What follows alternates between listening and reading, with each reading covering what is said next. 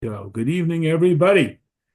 We are Tuesday nights. We always have our conversations with interesting people. And this Shabbos, it will be the 75th anniversary of the passing of the previous Lubavitcher Rebbe, Rabbi Yosef Yitzchak Schneerson, who was born in 1880 in Lubavitch and passed away in the United States in 1950, 75 years ago, on the 10th of Shvat, on a Shabbos, as it is this year.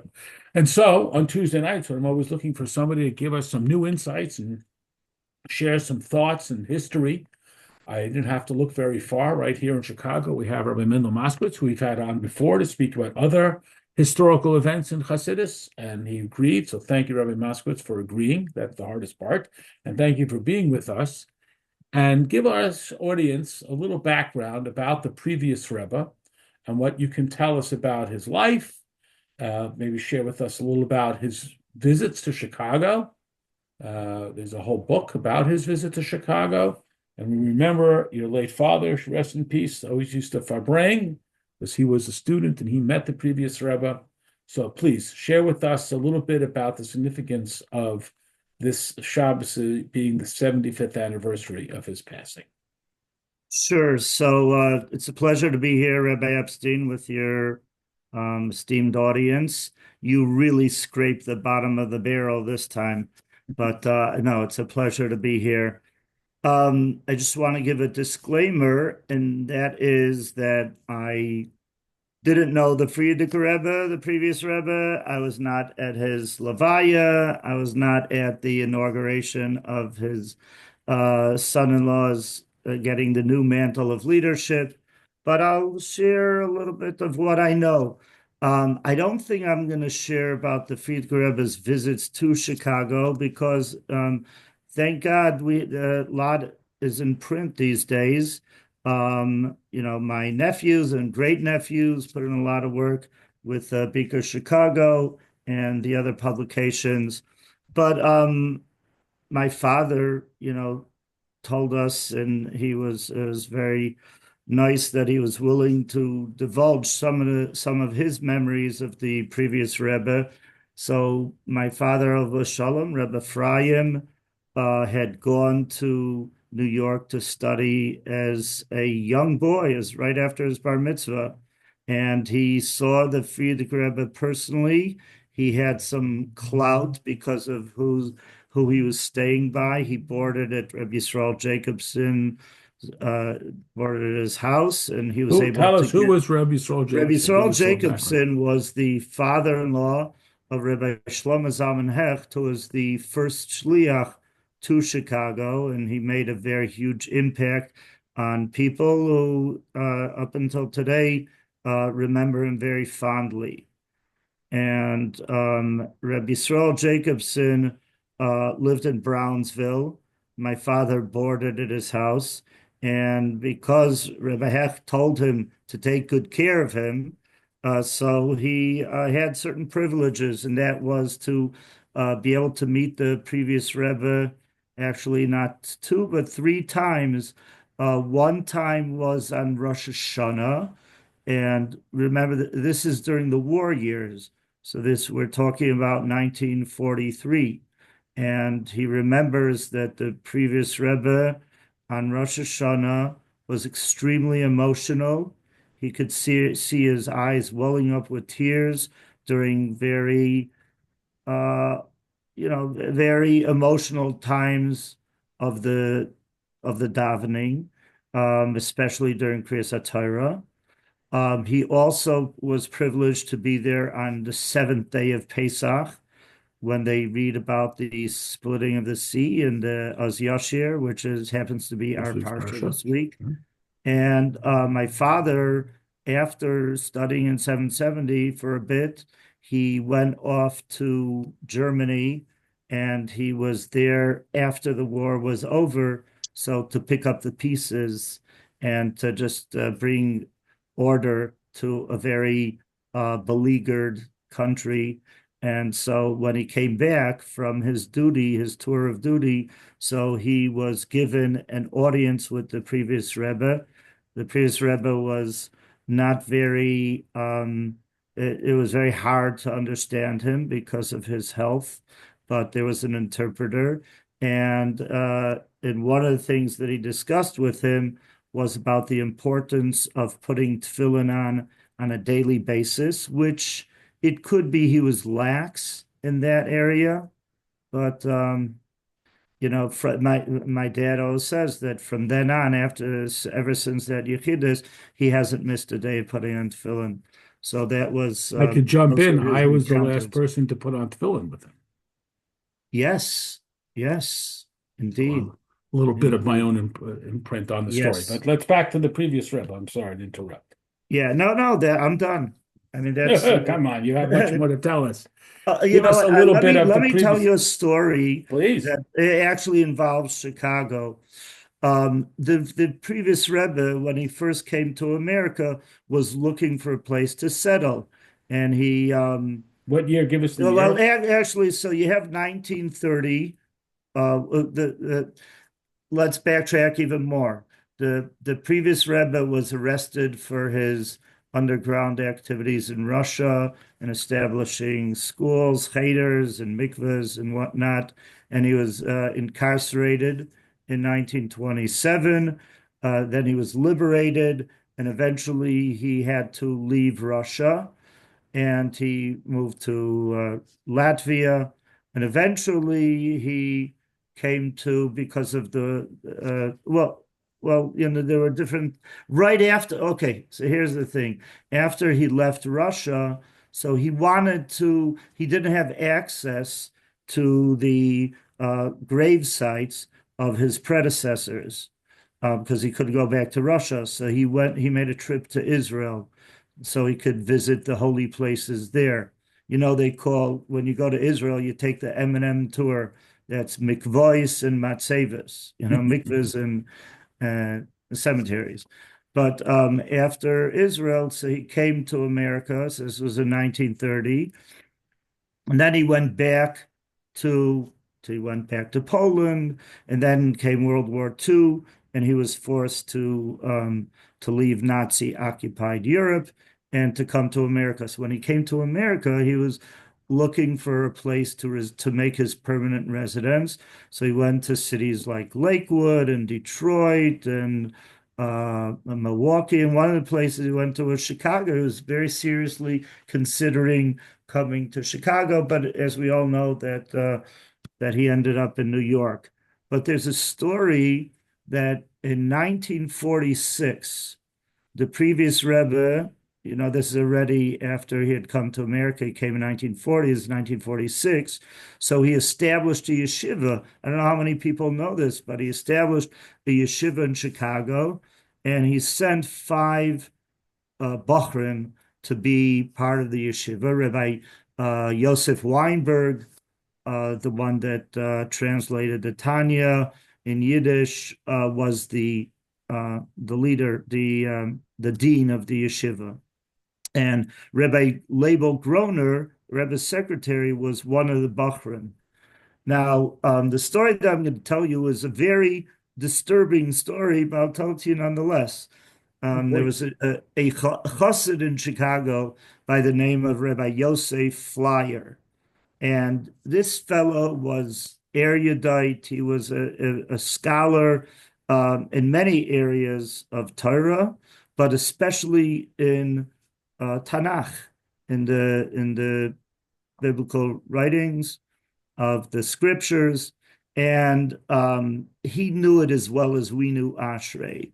And he had a tremendous excitement in learning and teaching. So one time he approached Rabbi Weinberg and he said, Rabbi Weinberg, would it be okay for me to give the Bachrim a lesson, like maybe once or twice a week in Nach? He said, sure. So what was the obvious choice to teach? It wasn't, Yeshua, Shoiftim, it wasn't Yeshaya. He picked a very obscure Navi called Hosea. He had an affinity for that particular Navi. And so Rabbi Groner recalls that when he would say the psukim with such feeling and devotion that the walls literally shook. And it was an hour and a half class. That was the first time he gave the class. It was very interesting and engaging class. And the second time, it was a half hour into the class, and one of the Bachrim says, Rabbi Flyer, it's all good, and I'm sure Hashea is super interesting, but listen, you had the privilege to be in Chicago when the Frierdiker Rebbe came in 1930, the first time. You definitely have what to tell us. I mean, there must be stories. And so he obliged and he recounted a number of stories. So here's one of them, if we have time. Sure. So basically, the previous Rebbe was in Chicago in 1930, and this fellow, there was a couple that lived in Chicago, and they had a 30-year-old son that was planning on making Aliyah. Now, it wasn't an easy feat in those days. Not like you could just hop on, Spirit Airlines or something or El Al and just go to Israel. You had to take a trip by boat, and it was a very drastic, life-changing decision. And so the parents felt that it would make sense to discuss it with the previous Rebbe who was in Chicago at the time. And he said, no, I'm not interested in speaking to some old rabbi who doesn't support Zionism. He doesn't support the state of Israel. So, so the couple, the father, decides to speak to the previous Rebbe on his own. So the Frierdiker Rebbe told him, tell your son, now is not the time to go. So now the father was in a quandary. He was in a quagmire. But he Do was in I Chicago. tell the Frierdiker Rebbe his statement to my son, and it will probably be a cause of friction, but I can't suppress his words. What do I do? So he decided to go to Rabbi Flyer, who he was very close with, and Rabbi Flyer said, you know what? Tell your son that why don't you discuss it with three good friends, three of your good friends, and I'm willing to be the third friend. Anyway, the son was unmoving, unwavering in his decision, and he decided to take the trip anyway. Now, here's the disturbing part. Tragically, it became known several days after they embarked and after they set off that the ship actually capsized with 275 passengers, and they all perished at sea. Oy. So after the shiva was over, the father goes back to the previous Rebbe and says, you said now is not the appropriate time to go. So what's the implication? You're not negating it. It's just that now is a bad time. You see somewhere, maybe in the stars or something, it's a bad time to go. So if you knew what you knew, then you could have not only saved my son, but an entire shipload of people. So explain that. Couldn't you have been less vague? Couldn't you have said, don't go, it's dangerous or something like that? So Rabbi Flyer, when he was telling the story to the Bachrim, so he says, he looks into their eyes and he says, listen, what I'm about to tell you, I want you to remember for the rest of your lives. And I'm going to say the words, these are the words in Yiddish. If some of you out there are Yiddish speakers, and then I'll translate. I guess it has a different feel in Yiddish. He says, Gläubt mir, nicht allemal, wenn wir sagen etwas, wissen wir allein, für was wir sagen das. Es mehr nicht, was wir geben über, was wir heißt uns milmeile. Aber das wissen wir, nachdem was reist von unser Meul, darf man das folgen, weil nicht, v'chulu v'chulu. Translation, believe me, not always when we, implementing the royal we, meaning we Rabbeim, we Rebbes, not always when we say something, do we even know why we say it. It's simply that we're transmitting that which we are instructed to from above, from heaven. But this is something that we know clearly, unequivocally, that once it does leave our mouths, it needs to be obeyed, because if not, dot, dot, dot. So it's a disturbing story, but it's also very insightful that, when the Rebbe, no matter if it's the Alter Rebbe, if it's Tzemach Tzedek, whoever it is, but when they give instructions, that it's the famous saying is Shechina medaberes mitaych roinai, that it's Hashem, the throat of the Rebbe is just the conduit through which Hashem's message comes through. So the bottom line is to obey, to listen, and things will work out. So the previous Rebbe comes to the United States, as you mentioned, to relocate permanently in 1940, and he decides to settle in New York, and he visits Chicago, and he's actually here at this time in what was it, 1943, when his mother passes away. Yeah, yeah. So, and what's incredible is, and I don't know so much about that time period, but what's really incredible is that when someone hears that their mother passes away, so then you get on a train, you get on a train and you go.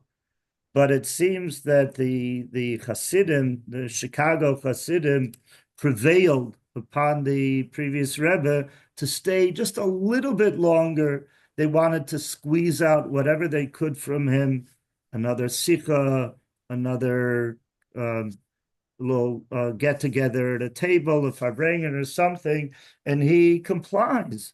He acquiesces, which is really an incredible thing. And then he goes.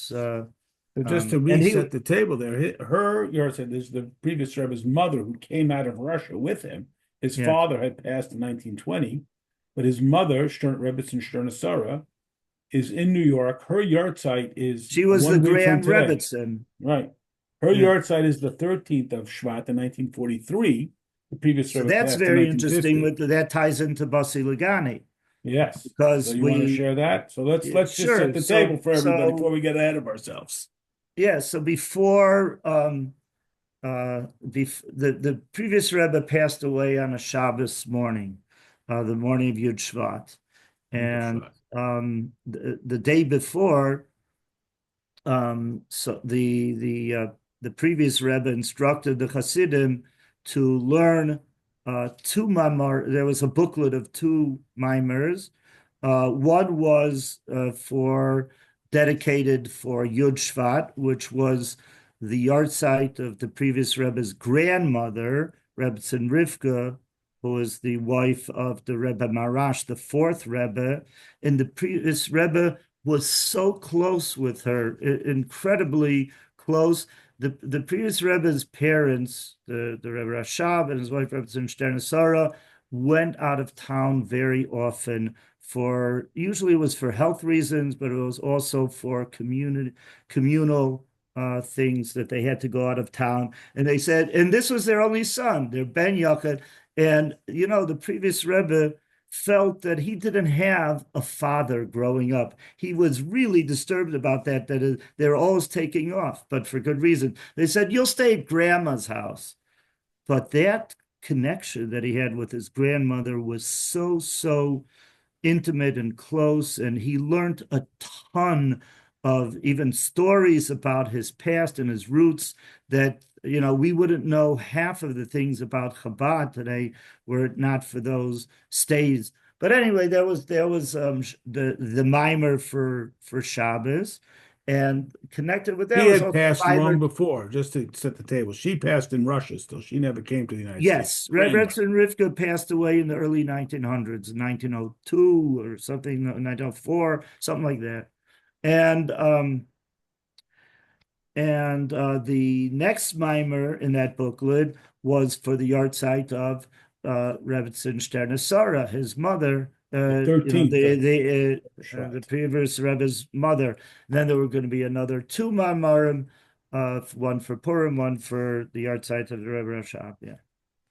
So he had issued this 4 sections. That's a total of 20 chapters. In fact, tomorrow night a little preview. We're going to do, instead of doing Tanya like we usually do on Wednesday, we'll do a few minutes of that special mimer, and especially on Shabbos, when it is the actual yard site, we're going to learn about that mimer. It's called Basi Lagani. I've come into my garden, and we'll talk about that in some greater detail. You know what's really cool is the Rebbe mentioned this, that the previous Rebbe, prior to his passing, the week before, a couple of weeks before, there were different things that he used to intimate the fact that this was going to happen, that it was going to pass away. And one interesting thing was that in the introduction to that booklet of Basi Lagani, so the Rebbe writes that we are giving out for the yard site of Yud and Yud Gimel Shvat to Mamorim,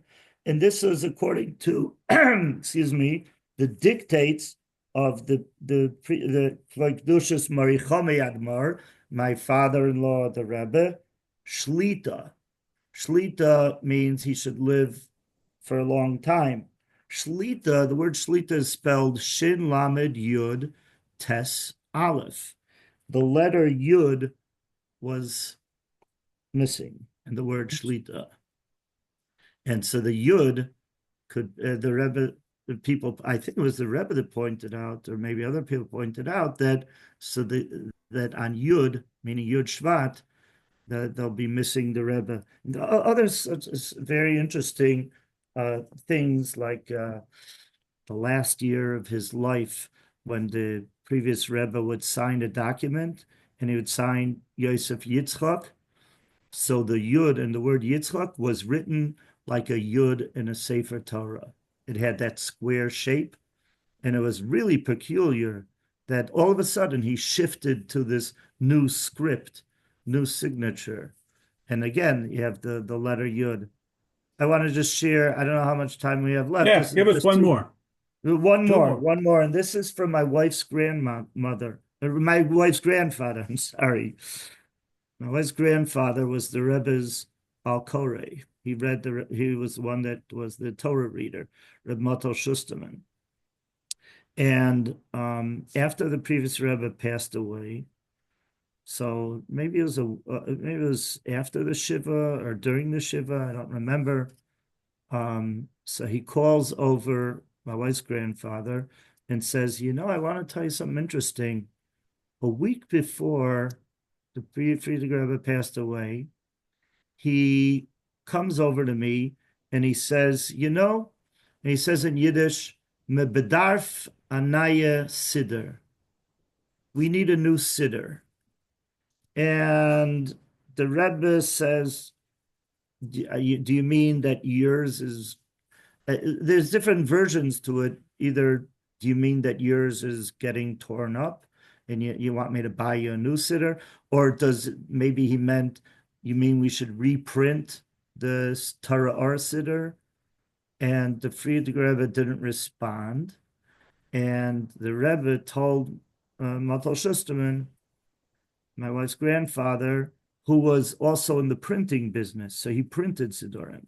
He says, when he said Medarf Anaya Siddur, I think he meant Anaya Seder. A new, how would you translate setup, a new process. A new setup. A new setup. Things are going to change. Things are changing, friends. Things are changing. They're staying the same way, but they're changing as well. And so, we could go on and on. I didn't even touch on the Rebbe's acceptance of the leadership as a seventh Rebbe in the mission statement, but it's all out there. You should be spending your time these next couple of days learning Basi Lagani. That's learning about our mission statement for this generation. And this Shabbos, we're having a big Farbrengen in Beis Menachem with some special guest speakers. And we're Farbrengen the whole afternoon, a whole meal. Everybody's invited to come. We'll feed you spiritual food or and be food for square. thought. Be there or be nowhere. All right, Rabbi Moscowitz, thank you so much for joining us and informing us. Remind everybody. Moscowitz, I hope you come for Shabbos. Oh, there you go. You I'm being pulled in multi directions. Every show is having a Farbrengen. We have the best Farbrengen and the best chicken. Yeah. And the best chocolate. Okay. Okay, thank you so much. Tomorrow night, as we mentioned, we're going to learn a little Bus Lagani here. We usually do Tanya on Wednesdays, but we'll do a special Bus Lagani version. And we'll see everybody tomorrow night. Thank you, Rabbi My Moscowitz. father loved that Tanya class. Yeah, we love to. We miss him. Yeah. We miss him much. Okay. Okay, Hatzlacha, thank you so much for joining us. We'll see Sure. everybody tomorrow night.